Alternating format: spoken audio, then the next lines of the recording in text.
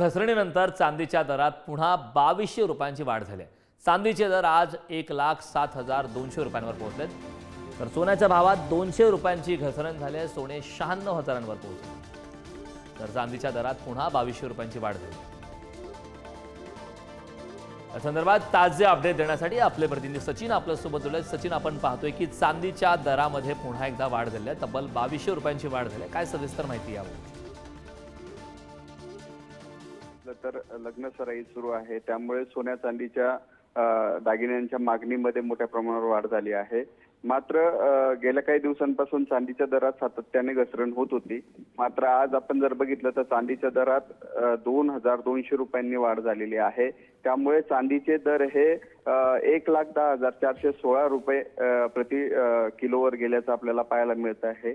आणि सोन्याच्या दरात आज मात्र घसरण झाल्याने ग्राहकांना काही प्रमाणात दिलासा मिळाल्याचं आपल्याला पाहायला मिळत आहे। सोन्याचे आजचे दर जे आहेत ते 96,000 रुपयांवर गेलेले आहेत। आपण जर बघितलं तर जागतिक पातळीवर रशिया आणि युक्रेन ह्या दोन देशांमध्ये जो तणाव निर्माण झाला आहे त्याचा परिणाम हा कुठेतरी सुवर्ण नगरीवर झाल्याचं आपल्याला पाहायला मिळत आहे।